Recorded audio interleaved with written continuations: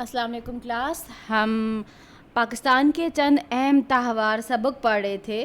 آج ہم نے سبی میلہ پڑھنا ہے پیج 22. ٹھیک ہے, صفحہ نمبر 22 سے. سبی درہ بولان کے دہانے پر آباد ایک قدیم شہر ہے. درہ کہتے ہیں گھاٹی کو یا پھر دو پہاڑوں کے درمیان کا راستہ. ٹھیک ہے, درہ بولان کے دہانے یعنی کنارے پر آباد ایک قدیم یعنی پرانا شہر ہے. ٹھیک ہے, کون سا؟ سبی. یہ شہر کوئٹہ سے 3 گھنٹے کی مسافت پر جنوب مشرق کی طرف واقع ہے.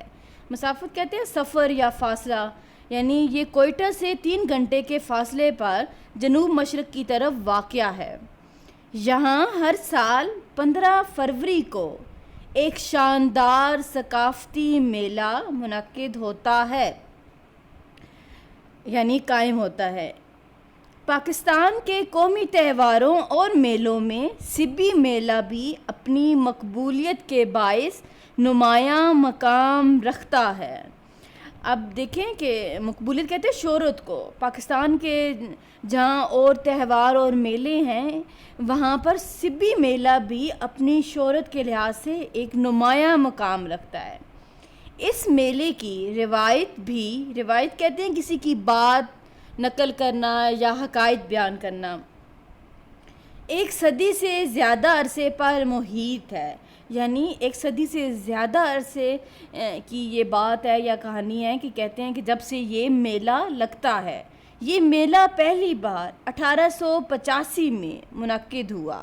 ٹھیک ہے, یعنی 1885 میں. اس میلے میں پورے پاکستان سے شائقین اکٹھے ہوتے ہیں. شائقین ہوتے ہیں شوق رکھنے والے, مشتاق, آرزومند لوگ.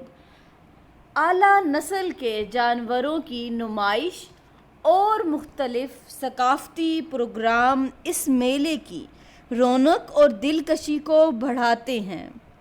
میلے میں قبائلی ملبوسات اور دستکاریوں کی نمائشیں بھی ہوتی ہیں اور مخصوص علاقائی رقص اور ناچ بھی پیش کیے جاتے ہیں.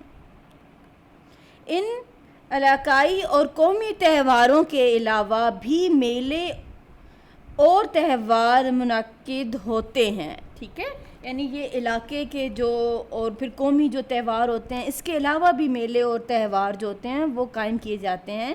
بزرگان دین اور صوفیاء کرام ہوتے ہیں پرہیزگار لوگ. صوفیاء کرام کے مزاروں پر سالانہ عرسوں کا انعقاد کیا جاتا ہے. عرس کہتے ہیں کسی بزرگ یا مرشد کی سالانہ فاتحہ کی مجلس جو تاریخ وفات پر ہو. ٹھیک ہے, انعقاد کیا جاتا ہے یعنی قائم کیا جاتا ہے.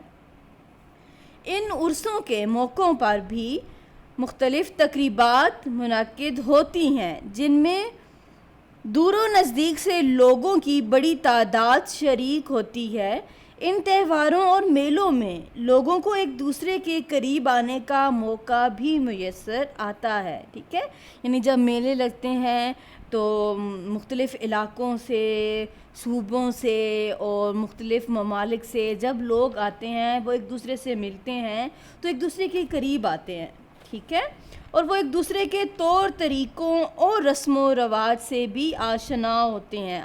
آشنا ہونا کا مطلب ہوتا ہے جاننا, یعنی وہ ایک دوسرے کے پھر طور طریقے, رہن سہن, رسم و رواج سب سے واقف ہوتے ہیں, ایک دوسرے کو جانتے ہیں. آج ہم نے پاکستان کے چند اہم تہوار سبق مکمل کر لیا ہے. ویڈیو کو لائک کریں اور چینل کو سبسکرائب کریں اور اپنے دوستوں کے ساتھ شیئر کریں. اللہ حافظ.